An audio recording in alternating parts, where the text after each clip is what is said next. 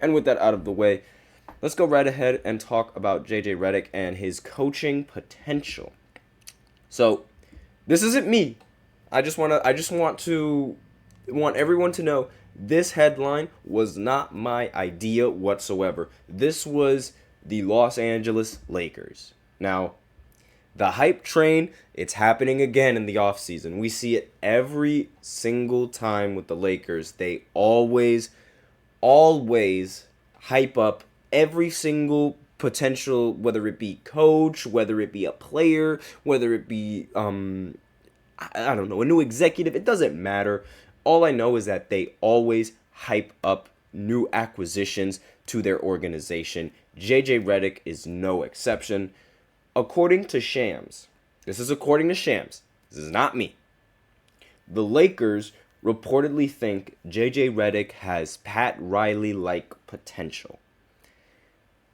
And I just cannot help but laugh, giggle, and be absolutely sick to my stomach, mad. I feel every single emotion. I'm surprised I haven't thrown up yet.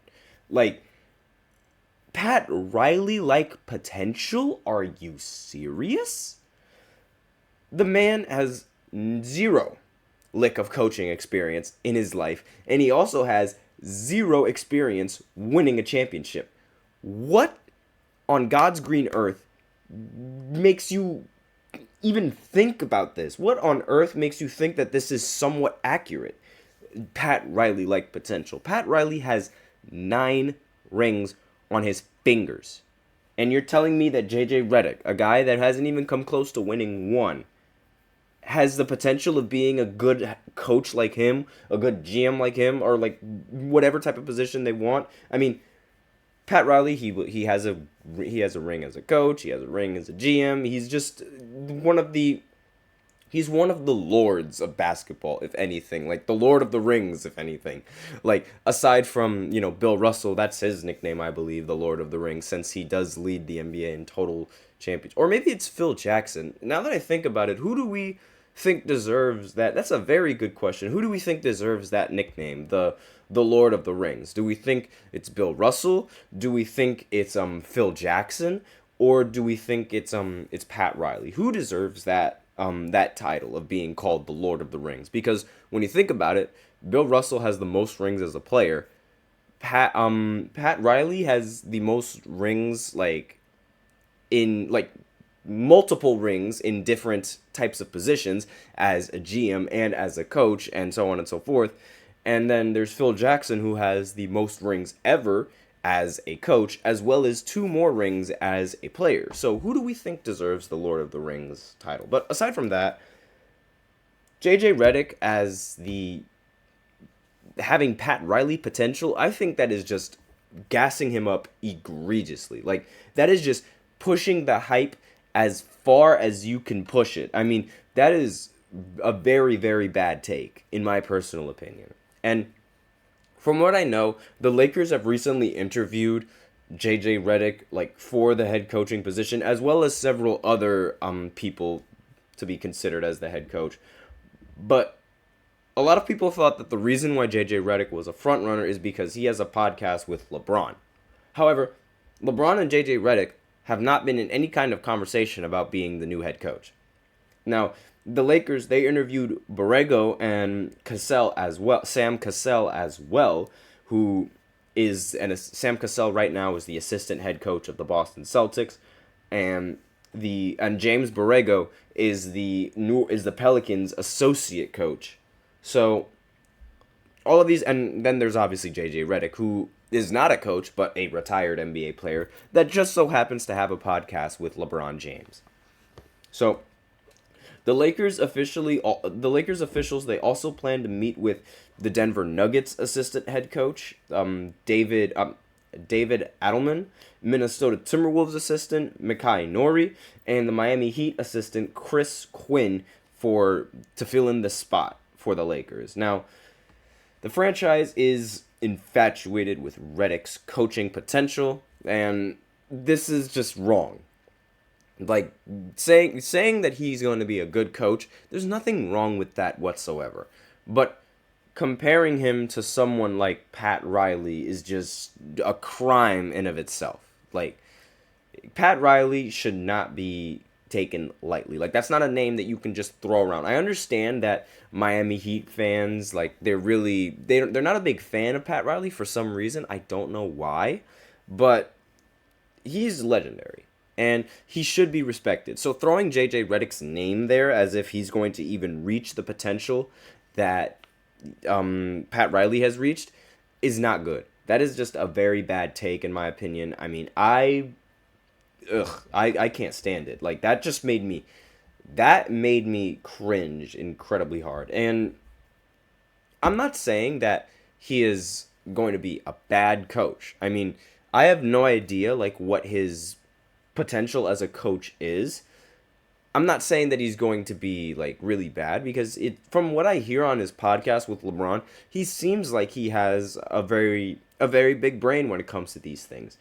However, not entirely sure, how, podcast talk is going to translate to NBA coaching. I mean, like, I host a podcast. I don't think I'm going to be a pretty good head coach. I mean, I could definitely try and see how it works, but as an NBA head coach, I'm not entirely sure if I'm going to even be successful at that position, just because I know a little bit about basketball and just because, like, I mean, granted, Redick also has a lot more of an advantage because he actually played in the modern NBA now, and he's obviously, if you play in the NBA, you have ridiculous basketball knowledge. I mean, you know the game like it's the back of your hand, and front of my hand, back of my hand. That's Jesus Christ. But regardless, like, we have no idea.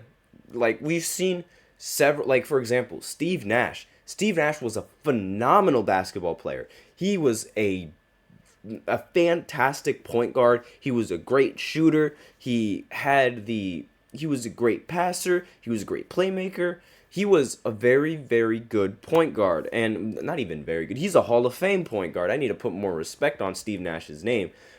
But the problem with Steve Nash was his coaching. Like, he was a very, very bad coach for the Brooklyn Nets. Believe me, I know. He was a very, very bad coach for the Brooklyn Nets.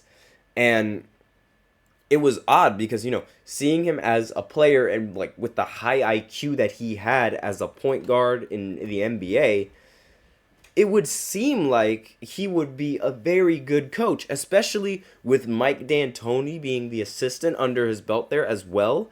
It seemed very good. It seemed like a very, very good addition. But towards the end, it didn't pan out the way that everyone thought it would. Because Nash, his rotations were terrible. His offensive scheme was also terrible. It was literally just give Kevin Durant and Kyrie the ball, get out of the way. That's not an offensive scheme. That's not how offense works now in the NBA. You have to have a little bit more than just one or two players being able to isolate, because what happens if those isolation players aren't hitting their shots? Like in Game 2, he didn't make a single adjustment for the Nets in Game 2 when they desperately needed it, and it costed them that series. They got swept. And not only that, it also costed his job. So him being a coach, completely different than him being a player. So same thing could apply with JJ Redick. And it's important to know that this is also the Lakers. I mean, the hype train around the Lakers is absolutely ridiculous. We see this every single time in the offseason. They hype up everybody. And then once reality hits them, they immediately slander the people that they brought. They're spoiled.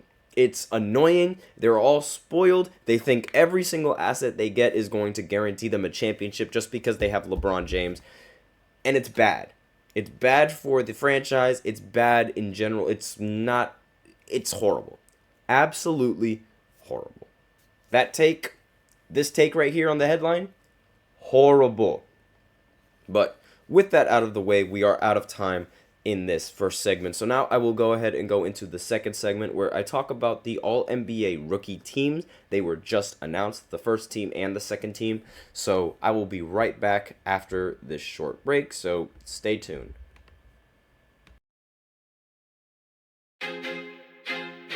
feel like I'm losing my mind. Is everybody in the world blind? Please, Lord, give me a sign, a sign. I feel like I'm losing my mind. Is everybody in the world blind? Please, Lord, give me a sign, a sign.